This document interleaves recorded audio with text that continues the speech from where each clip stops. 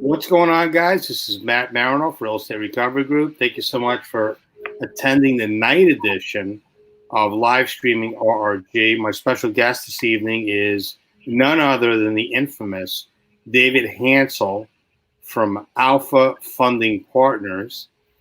And we're going to be talking about private money tonight, hard money. And Alpha is known for the softer side of hard money. Although they like to say that they're hard money lenders. They're big pussycats over there. And I'm excited to have them on. And as always, every show is going to be broken up to audio and also video. And we are putting together our podcast. So this stuff will be aired at a later date. Also, if people are watching this tonight live in the Short Sell 101 group, this is a private group that are set up for real estate agents, investors, title companies, anybody that, attorneys that wants to understand how the short sale side works. But I'm bringing on special guests at night, Tuesdays and Thursdays at 7 p.m. Eastern Standard Time. And tonight we have David Hansel. And David and I have been friends for quite some time. We've done a couple of deals together as far as getting the short sale done. People go in for the hard money. And he's definitely a force to be reckoned with in the industry. There's a lot of stuff going on right now, obviously, because of COVID-19. So I'm very happy to have David on right now. David, without further ado, tell people that don't know who you are, what David Hansel is about and what Alpha is about. Sure. Well, thanks, Matt, for having me on. We were chatting a little bit before and got to say hello to his wife and dog and get some tips on that. As everyone else who's probably home and doesn't have a dog has children, my kids are pestering me every 15 minutes for a dog. So I got a little education from Matt here. I would describe myself as a real estate investor at the core. I mean, that's really what I and what my company does. Our investments mostly are made through debt, meaning we're lending money to other real estate investors. So we started the company, my partner, Mark Colazzo, and I back in 2007. We recently merged with another group out in Long Island to help, continue to scale and grow the company. But over those years, we built a really strong presence in the tri-state area and have since expanded up and down the East Coast and providing capital and truly trying to be a capital partner to investors that are doing fix and flip. We fund thousands of deals and have worked with, lots of borrowers over that time. It's an interesting spot because we get to be part of that of the deals and get to repeat and with a lot of our strong borrowers that are out there building really large businesses as investors. No different than a general contractor. We're the guys that they work with on the capital side. But outside of Alpha, I'm also managing partner in a real estate private equity group, Lucerne Capital Partners. We own and manage apartment buildings up and down the East Coast. And I think we're going to touch on tonight raising capital, which is a topic that I love chatting about and don't get to discuss often, about not just getting debt from a lender like us to fuel your deals, but raising private capital. And we've done that to grow Alpha and all of the apartment building deals we have. We have accredited investors that participate with us. So, at the end of the day, like I said, a real estate investor that mostly invests through debt and some equity on the Lucerne side. So, Dave, what would you give somebody as far as advice right now that might be a newer investor that didn't go through, 2008, didn't go through the whole, 9/11? They're obviously, COVID-19 is something serious, and people are worried. What is Alpha doing right now to protect the company, but also more importantly, protect the client? Sure. Well, there's a lot of different things that are going on in our own business to protect the company and our borrowers. The borrowers are the lifeline of our business. When we started in early 08, in 07, 09, 2010, there wasn't lenders out in the market. Maybe a few started coming in 11 and 12. And we were kind of like the rock stars back then. Everyone wanted to talk to you because you had capital to lend out. And I always said, even back then, I said, listen, you know, we need you as much as you need us. There may come a day where I need you more than me. I said, because like sometimes people are uneasy talking to somebody who might be an authority on a topic that they're not familiar with, and they can be intimidated. So, you know, the culture that we built at Alpha is really to build relationships. So all the people that work with us carry on that same type of feel, right? To make sure that we connect with the borrowers, understand what they're going through. You know, we've continued to fund deals through COVID. We're moving draws along and moving projects along.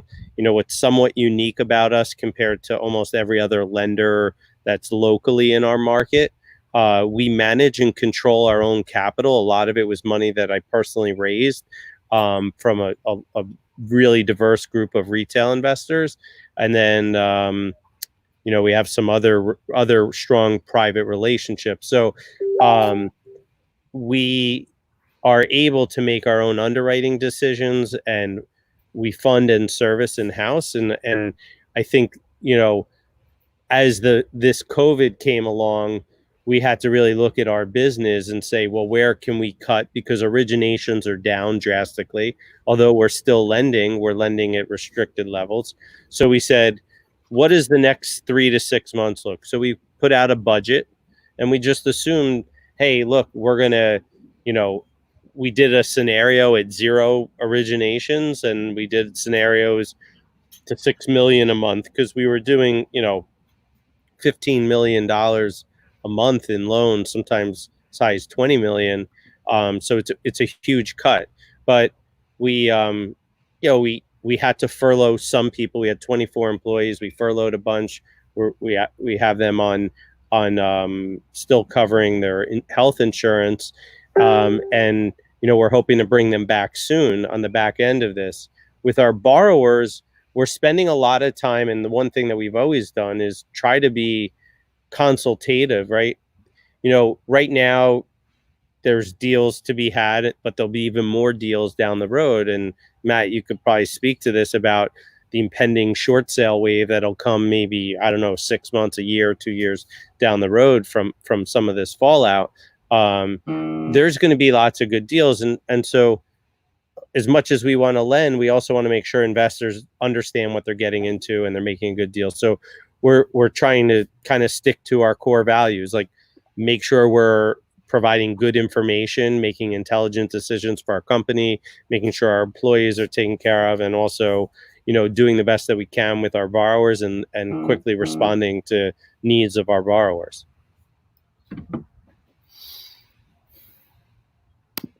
So, how to find my glasses?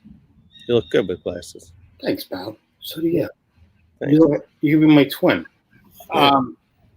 You know, obviously we get along very well personality-wise. There's a lot of people in this industry that have not taken the time to understand how private money works, institutional, hard money, mortgages. I've seen you guys at events. I've seen, you know, you really take the time. There's a lot of people out there that are in this industry. They don't do a lot of hand-holding that I've seen. Definitely one of the pioneers in the industry that, you know, you think hard money, you think Alpha. You recently have merged Alpha Funding with Alpha Funding Marketing.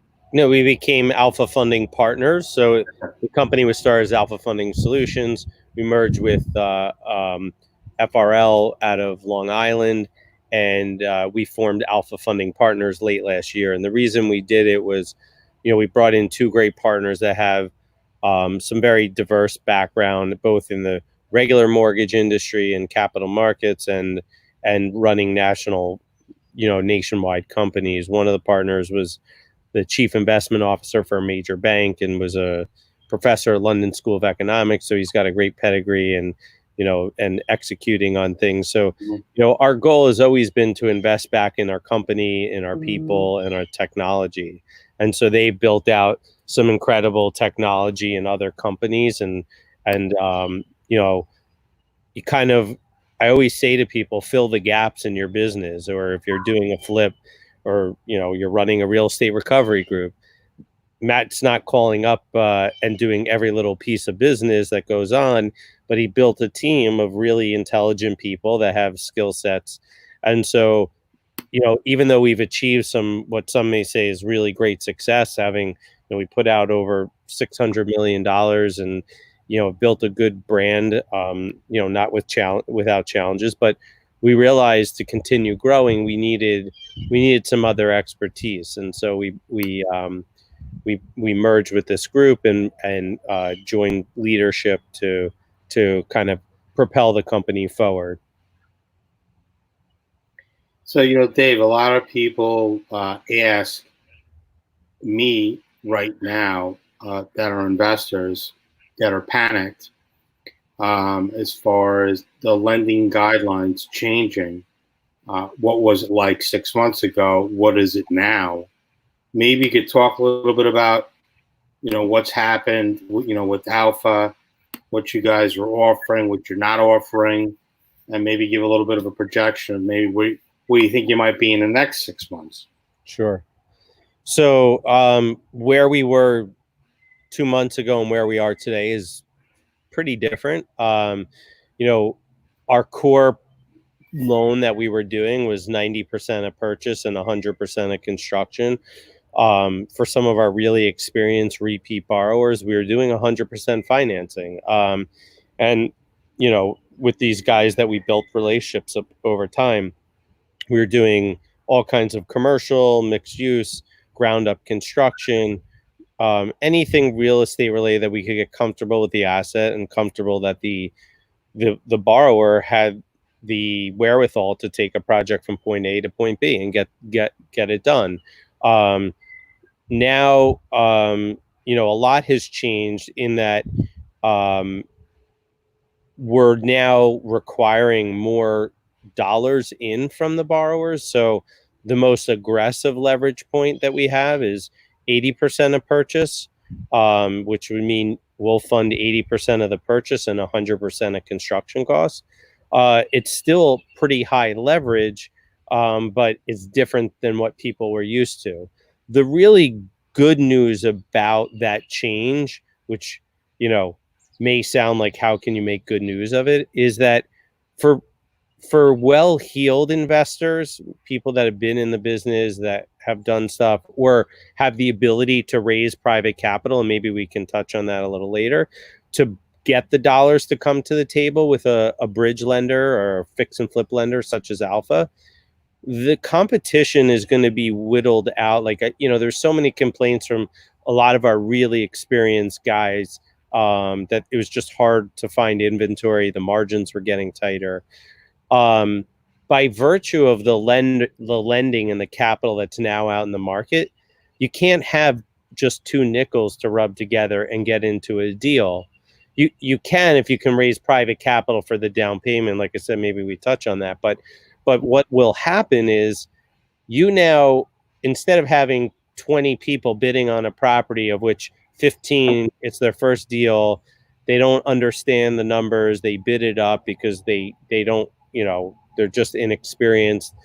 It'll create more opportunity for well-established groups. It makes it that much harder, though, for new investors to get in. And then to compound on that, there are going to be more opportunities for distressed assets that need repositioning.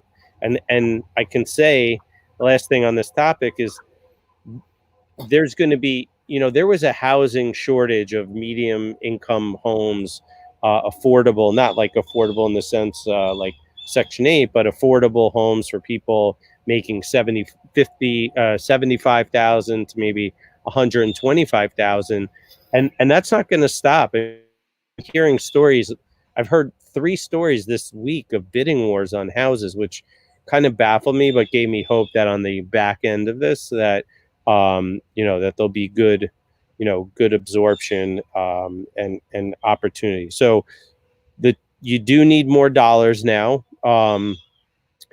but they'll the rates have slightly gone up. I mean, most of the stuff we're doing is around 10% to 11% in that range, but where we were doing stuff from in the 8 to 11, we're now 10, 11, and maybe even 12 for like a very inexperienced Is person. that all in though? Is there any points involved? Is that all on?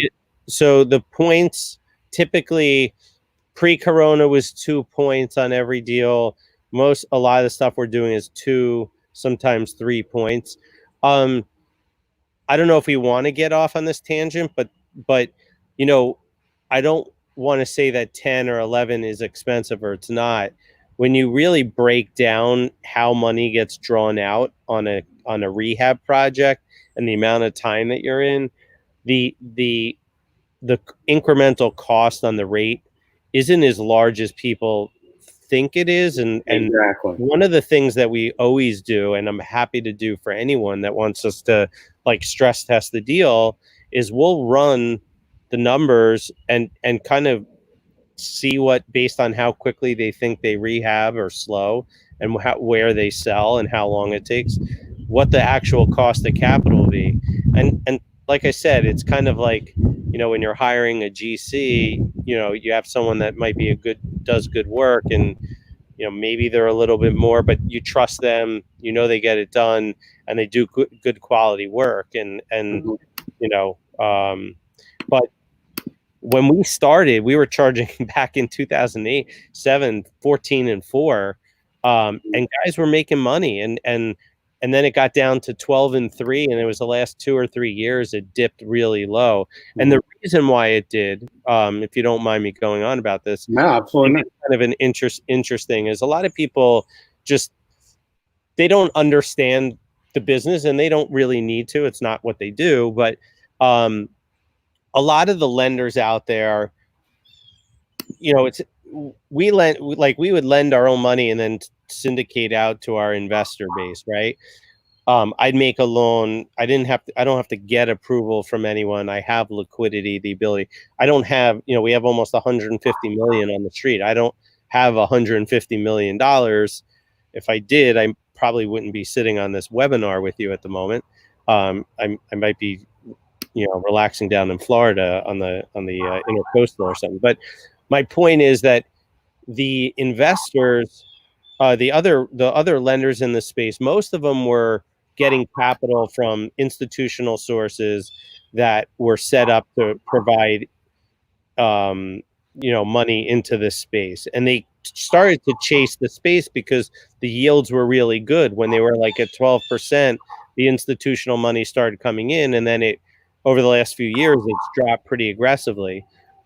And those institutions were buying pools of 10 million, 50 million, $100 million worth of hard money loans, and because they could get a lot of volume, the rates went down. The problem was that when this COVID hit, a lot of these groups had leverage, meaning they had lines of credit and banks that called like their warehouse lines, and they had to quickly raise capital. So a lot of them were so in a desperate need to raise capital that they went and sold off a lot of these pools for 90, 85 cents on the dollar, even though the loans were performing, and they left the marketplace. So the reason money got cheap is that so many people were investing in the space, and that's gone. And I don't necessarily think it comes back. I think that we're going to see, the leverage point probably remain where it is, and I think you're going to be looking at, very, very low double-digit cost of capital for a pretty long time to come. So Dave, you lend, but you also have assets as well. You have properties, correct? Yeah. Yep. How's it affecting you right now, COVID-19? Because most people that are, lending on the hard money side, they don't necessarily have assets on properties. But you're obviously, you've been investing, for quite a long time. Why don't you give an idea as a little bit of a snapshot about what people are going through from your point of view as far as being an actual landlord investor? Sure. So geography is an asset class really make a huge difference, and I'll give some specific scenarios. Mm-hmm. So most of our holdings, we had a large portfolio up in North Jersey that we sold, and it was in Irvington. We had 85 units. I'm glad that we got rid of that pre-COVID and we sold it at a nice number. We sold it last year, Mm-hmm. but so most of the stuff we have is in the Philly market in North Carolina. Mm-hmm. But we do have an apartment building in AC. So AC is on the bad end of the spectrum because it was a lower income economic area tied completely to gaming, and Stockton University had opened up down there, which and New Jersey Natural Gas started a headquarters down there. So it made a lot of sense for us and was doing well. But because of COVID, we've had a lot of delinquency on rents with people that can't pay. And we're talking to our lender to see what we can do with that. Whereas like our Philly, and that's more of a workforce housing. In Philly, we have multiple properties. One of them is more of a class A, like, people that are, white collar job making probably 70,000 plus, paying, $2,500 a month in rent. Like, Right. We had really strong collections there, and we're thinking that next month would be the same. And we've been fortunate with our stuff in North Carolina as well. But it really depends on the areas that you're in. The urban areas can be a little bit more challenging. We think that Class C and like B minus type buildings are going to get hit hard in the long run. Mm-hmm. So, I think what we're doing is we're staying closely connected to our tenants. And, if there are issues, we're talking with them and trying to work out a plan. Because if they are collecting, if they lost a job and they're collecting unemployment, 60% of what their income was, we'll work with them on stuff like that. But it's going to be hard for the next few months. Nobody really knows how it's going to shake out. Just obviously there's concerns of it relapsing and another outbreak, going into the fall. So if we open up too soon, it could cause bigger problems. So, we're just being patient, and we're staying on top of stuff on a daily basis. Are you guys working in the office? Some of us are. Myself, I'm going in probably 2 days a week, maybe 3 days a week. We were always set up to work remotely. The way our technology was set up. So it was kind of seamless, like everything from our phone systems and it's all through secured server and shared data. So we can operate, like we're pumping out draws every day. We're reviewing new deals. Everything's, like, is there any difference? Maybe some, but in general, like, it's funny. Like, I think our employees are working harder at home than they do at the office, but everyone's adapting and Right. still moving along. So I guess, what would you offer, or what would you explain to people as far as, opportunities that are going to arise? Do you feel that there might be a little bit of a shift in the wealth as far as people that are over leveraged with properties, maybe not have cash assets, that are going to get hurt, that they're not going to get special treatment, and that maybe they actually might lose properties? I mean, there's winners and losers every day. There's obviously going to be lots of winners and losers because of COVID. As far as how, the breadth of the problems that are going to occur, it's really hard to figure that out at this point. we just know that there's going to be there's definitely going to be people, especially that are in the investing side, not like the home ownership is a little bit different, and maybe some of the bailout programs will help keep a lower percentage getting into problems. But for a lot of investors, across every spectrum, just imagine if you just bought, a new office building that you were going to reposition and rent up. I mean, I wouldn't want to be sitting in that seat. And if they had a lot of leverage, that's going to be tough to get income. So like projects that are mid-construction, like larger commercial projects, I think for people that are, mostly what we work with in Alpha is like people fix and flip and do new, like one-off new construction deals. If they're not touching the luxury market, I really think that in general they'll be okay, but there's definitely going to be borrowers that have problems, and there'll be people that are upside down, and that'll create opportunity for others. There's opportunities like I was talking about before with the liquidity issues in the market, and that's why rates moved up and everything else. Like there are people selling off performing loans at a 10-15% discount. So, those people buying those are picking up good yield, So I guess it's too early to tell right now, but people right now that are on draw schedules with Alpha, and incidentally, I'm leaving this up for everybody. If you have a deal or scenario, please email deals@alphafunding.com. Obviously, you can go to their website, or you can call their office, which is 732-657-2014. And, you can speak with somebody, at the office. If somebody wants to call in, they're new in investing and they're panicked. Obviously, I've said it before, you guys are leaders in the industry. Do you really have an issue if somebody calls in, they have a deal or a scenario, and they really want to speak with the salesperson and see if it's really something that's feasible? Because 4 months ago or 3 months ago, people were getting, all these crazy deals, 90%, 100% financing, you got to bring 10%. What's really changed with you guys? Is it now they have to put a larger down payment? Do they have to have X amount of payments? How does that work? Yeah.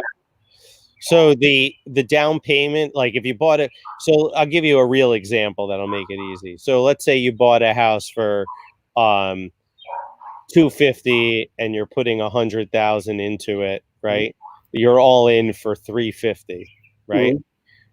Previously with Alpha, you would bring $25,000 to the table. That's 10% of the $250, and we'd give you the $100,000 in reno. Mm-hmm. Now today on that same deal, you have to bring $50,000 to the closing, which is 20% mm-hmm. of the purchase, mm-hmm. and then we give you 100% of the of that. So you definitely have to bring more dollars. As far as interest payments or proof of income, I mean, we've always had a super simple process. Like our team can quickly, you call us, email, text us, we'll quickly run through the rough numbers with you, talk about high level why the deal works or doesn't, where mm-hmm. we think challenges are. That's simple. We do that all day long, with dozens of people on a daily basis. And even if it's not now, we can get you pre-approved and work with us later down the road. But we're going to quickly run through that. The other big difference is that for the time being, and this may be short-lived, is that we are requiring the borrowers bring the first 6 months of interest payments to the closing. And so we would model that out based on where rate is and what that looks like. So on that particular deal, it might be if we're funding 200 day one, and you have 100 in reno, that's 300,000 at the loan amount, and the project's 350. Maybe the average balance is 250,000 because of the way we pull down the draws. maybe you have to bring, $12,000, but then you're not making the interest payments. So you're bringing the first 6 months of interest payments, and that's so those interest payments on top of the 50,000. correct. Yep. So now you would be making, and let me explain this, and I think this goes to a more interesting topic than I always love talking about what we provide and what we do, but I think a really important message about what people should be doing now is obviously be dialed in an area that you want to invest in. Try to figure that out where you're going to do. Keep your ear to the ground, but like I said, because the barrier to entry is a little higher with dollars, you should focus your energy on raising private capital right now, and use those dollars to help fund the amount that you need. Like when we do a large apartment building deal, and we've done heavy repositioning deals. We had an 85 unit in Charlotte that we renovated the whole entire thing, built out a clubhouse. We had to, for our lender, we had to write a large equity check for a few $1,000,000, but there was negative cash flow for a period of time, and we raised some of that money to cover us for the debt service during that time. And so I think people's knee-jerk reaction is maybe to feel frustrated, or like, oh, that's a lot or whatever. Really, right now, capital has changed a bit. So if you can solve for that problem, which is if you have the money, great. But if not, and you've been doing stuff, use this opportunity to sit down with other people that that have some money, that have been complaining about trying to find good investments and places to go. And right now may be a hard time to get people to give an absolute commitment to giving you money. But like on that deal, if it was $50,000 that you need and another 12,000 for interest payments, which you don't have to worry about making those payments every month, you're paying them up front. You now put that to a side and you just work on your project. So you go out and raise 62,000. You say, maybe you say, listen, I'll put 10% in. I'll put 6,200, and maybe you go to 3 or 4 people and just say, listen, I've been investing for a long time, or I just got started, and this is why I want to invest in it. These are the types of returns. This is why I feel confident that we're going to make money. And what you're doing is you're actually building yourself a business for the long term. If you're using your own dollars, like the ability to have, when we go out, like we're looking at a new project right now, and if we move forward with it, I may have to go out and raise $10 million in 60 days. Having a diverse group of investors that you can go to when you have deals, even if it's small in the beginning, take those initial steps. And as you grow, like tell the investor, listen, I want multiple investors because I need to diversify to grow my business. So I'm only going to let you put a maximum of 20,000 in. And then they'll be like, oh, okay, I'll put the 20,000 in, and do that with 3 people. You got $60,000. I know I'm making it sound easy, but it's about presentation. So you should really take the time to build the relationship, like with a group like Alpha. Get set up, get pre-approved with us, even if you don't have a deal.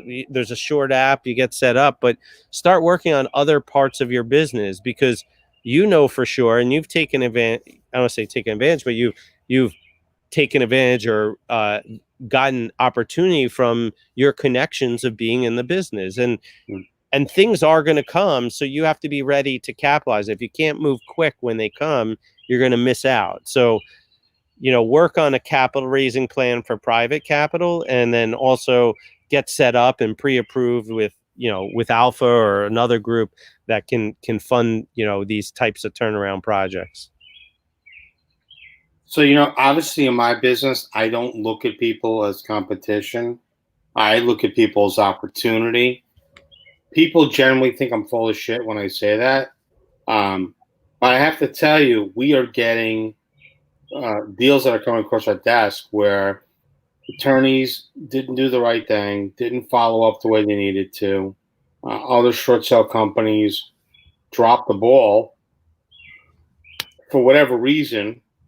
Or some people say they have the best interest, for the homeowner, but it's not necessarily the case. So, you know, we don't look at people as competition. We look at people as opportunity, but we truly put people before any profit because we don't want somebody to get the feeling that they got shaken down, across the way. So, I have, up here now, who has questions, because this is a great time for people to segue into any questions they might have for myself or for David that, might benefit you. I just want to say one thing on the heels of that. I don't know who I was talking to, but I heard the other day a quote or a statement that I think is so relevant to everything that you do, Matt, and that I do in my business, and that I think everyone should consider doing to build your business, which is the best way to get over being a commodity is for you to become an authority, right? And so providing education and I know that this is the way you work and this is the way we've worked at Alpha. Like we've never been desperate to do any individual deal. Like we've been around a long time. We're going to be here a long time. We've got a great stable company. To me, it's about building long-term lasting relationships and without sounding cheesy. So it's, focus on how you can become an authority to who you're working with. So if you want to invest and raise private capital, make sure you know what you're doing and why you're doing it, and talk to them about why it can be beneficial or how it can be helpful to them. Yeah. No, I agree with that 100%. I think that most people that, and there's a ton of companies out there that are taking money from people and they're doing, all these different types of classes that are available for people as far as education. And I think really what it comes down to is who's going to be the leader, who's going to want to help educate people the right way. Because, when I started in 2005, I made it very known that there were a lot of people that didn't know what they were doing. I didn't have a place or an organization to go to that I felt comfortable for. So, my team, obviously, we offer these different training and events and everything that's out there right now, but social distancing. So we're actually working on putting together an online course for people that want to understand this side of the industry. And I think it's important that people truly understand that there is going to be major opportunities for people that want to get into real estate. Homeowners are sitting on the heels, and they're like, well, COVID-19, so I don't have to worry. You got to worry, because in the state of New Jersey, where we're at, knowing what we know, and I'm friendly with bank attorneys in New York, and they're basically telling me people have no idea what's on the horizon. We are ready to to hit the go button for foreclosures. So people think, oh my God, COVID-19, thank God, it's going to be 2005 or 2008. We might have a little bit of a house debt because of it, or a little bit of a correction from it. But I can tell you that this is the trifecta with 2013, 2014 loan modifications that had failed, where our prediction, my company was going to be 2020, 2021 was going to be an adjustment. Then you have the issues with the shadow inventory that's still out there that nothing's really happened with. And then you got COVID-19. So the trifecta, everything is in place for the perfect storm for opportunities for people. But as you said, people are still overpaying for property. So, this might be 2003, 2004, and then, in the next year or two, things might change. Well, it's going to get hard to overpay becomes a moving target, right? Nobody really knows where it stands. So we had done an economic forum few weeks ago, and I had a head of a large appraisal company on, and a few other folks that were talking just about kind of the broad scope of what's going on in the market. And right now, from the like the appraisal standpoint, the appraisals they're not worthless, although the investors here that are on, they probably think appraisals are always worthless, but it's really the standard of the whole entire mortgage industry. But and it does give you a comparison. There's some rules it follows by, but nobody really knows how values are going to be affected on the back end. I personally believe, like I said, especially in the Northeast, in like, the $300,000 to $600,000 price point, things are going to remain strong. You might even see prices move up quite a bit after there's some pent up demand. It's interesting because I have a guy that I'm friends with in Monmouth County, where I live. He's one of the top agents. He's putting data up about the inventory in the towns each week. And what's interesting is there's more things going under contract and closing than there are obviously new inventory, because people typically aren't listing their homes because they don't want people in their house unless they have a dire need. The fix and flip guys are benefiting because they're vacant and it's easy to show and you can practice social distancing. So it's and the people that are shopping are real buyers that really want to make a move and have a need to. But there are going to be areas that are really hard hit, like, in New Jersey, like I said, Atlantic City could be decimated. Some of the I don't know. My opinion's not out, but like Newark is kind of a little bit of a scary place because that was driven on the heels of investors over the last 5 years. Just the prices got ramped up, and it's not a big home ownership market. So I think, the long-term capital that's there to refi guys that want to hold has kind of slipped out of the market as well. So, but there'll be the high-end market, I think, takes a pretty big knock. And it's, you watch the news, you could look on every end of the spectrum from top CEOs and economists. One's over here and the other's over here. It's going to be, long, slow, drawn out recovery. It's going to snap right back. I mean, who knows? I think the only person that could give us the answers that we need is Dionne Warwick, Psychic Network. And I think if we could get her on here or call the number, I'd be willing to pay and find out what they say about the market, because I think everybody else, in my opinion, for the most part, I think they're guessing. I think they're grasping at straws. I think that if you're buying it right at a lower LTV or at a low LTV, you should be okay. I don't think that the market is going to crumble the way certain people project that it's going to be. I do believe that there will be a correction in the market. But I got to tell you, real estate agents, people are busy. Yeah. They're renting. And you're right. The new construction, it's flying off the shelf. Well, the new home starts is down drastically. And I said at the beginning of this, there's a housing shortage before this. And that's why we really believe in the multifamily market, being very selective in what we do. But housing, we're going to continue to need more affordable, affordable housing that's good product and good communities. And you know what?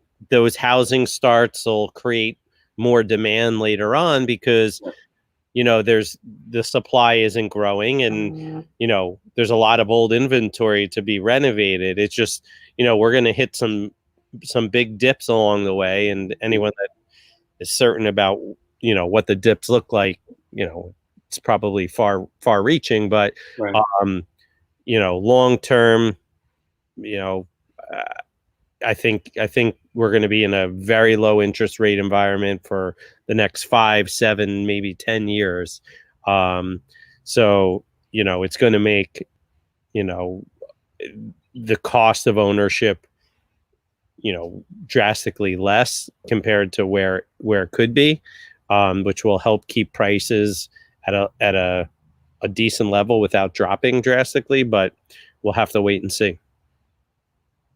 So I personally, I'm going to agree with you, and I might have misunderstood. So these are only my thoughts. If I misread what you said, I think anything over 600,000 is going to have a little bit of an issue. Anything under it at 600,000, I think should, for the most part, should be okay. There really is not a lot of inventory out there.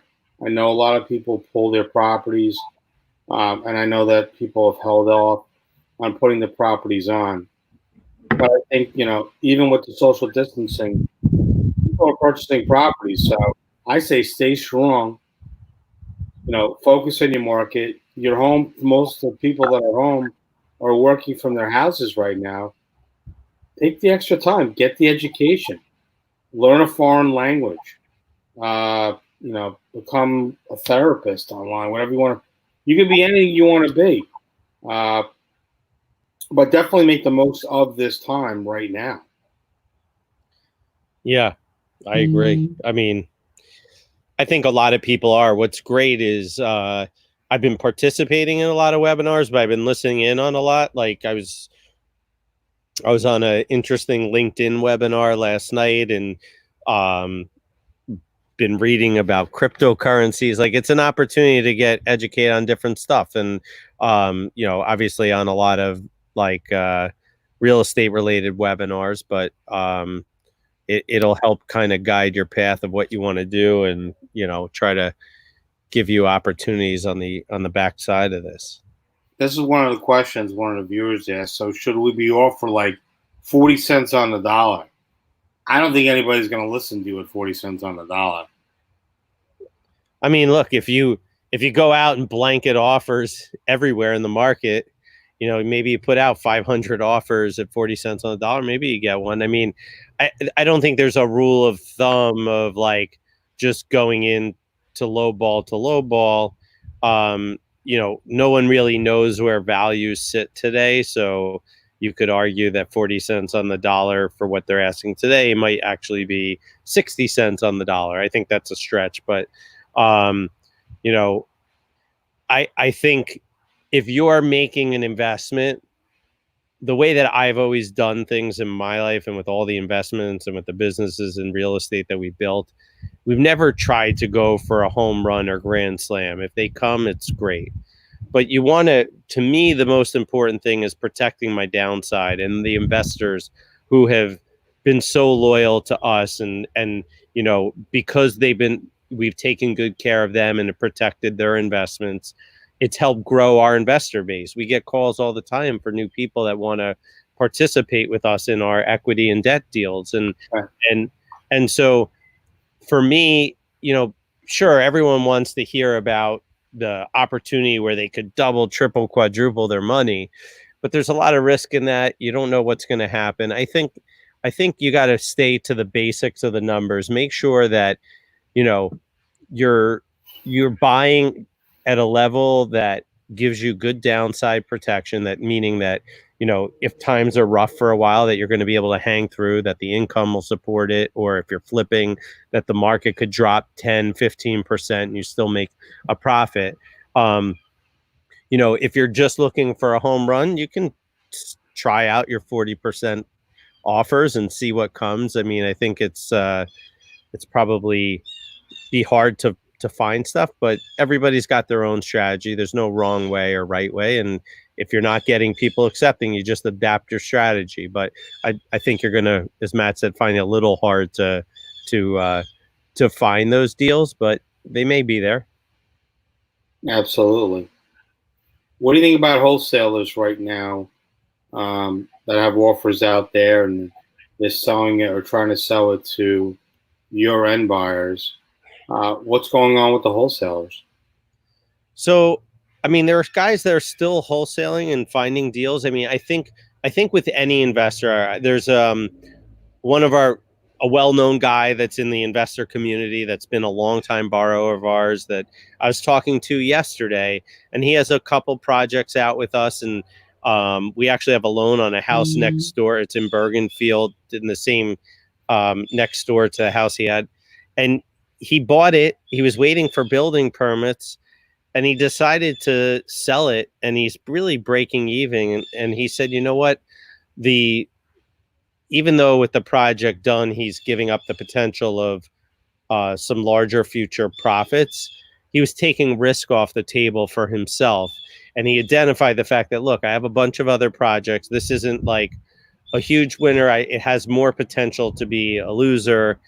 Not that it would. I mean, the guy executes well, but he sold. So the thing is, wholesalers, if you have, even if it's a small deposit and you want to lose it, like, you're going to shop it out, and if you find a buyer, you're going to sell it, and if not, you're going to either lose your deposit or you'll figure out a way to back yourself out of the contract.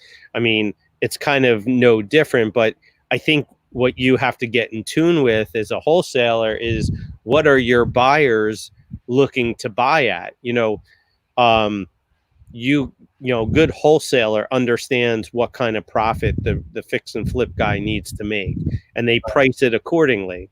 So everyone eats at the table. Well, right now it's hard to understand what's going to be what's being served for dinner. Yeah. So, there's a little bit more risk in it, but talk to people that might be buyers and say, well, where are you looking? What kind of margins are you looking? How are you considering end exit values? Right.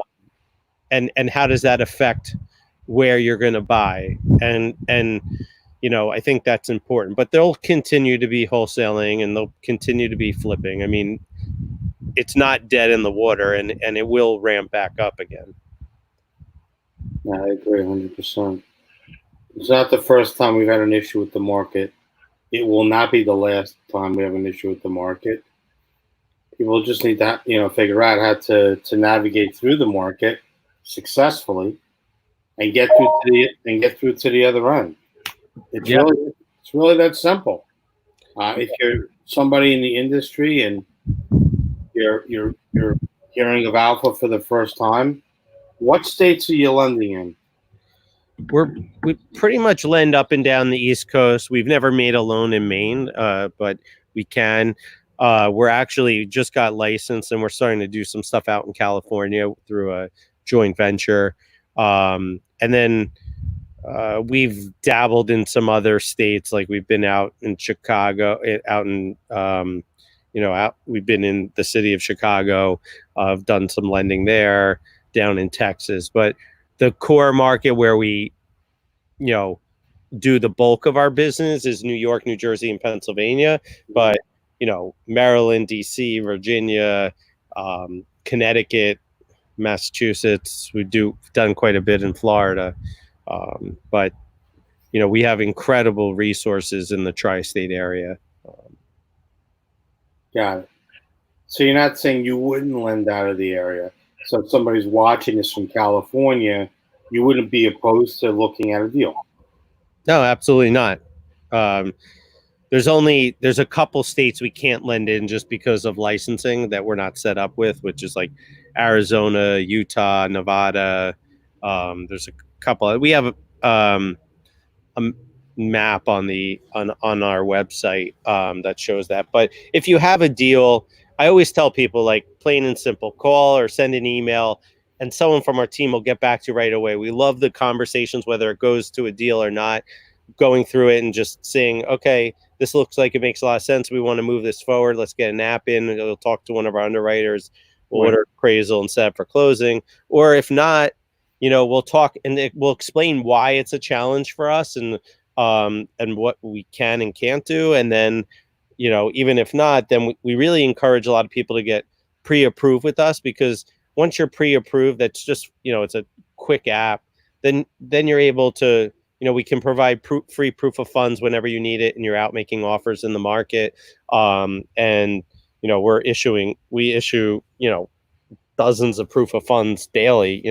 We have a huge borrower base and people making offers all the time. So, and if you're You guys charge for the proof of funds? no, we don't. I know there's some companies that do, but I guess it all speaks to the whole, we say, the softer side and the relationship part of our business. Like, our goal is to, it's not like, it doesn't, I mean, outside of taking a couple minutes to put the proof of funds together, Yeah.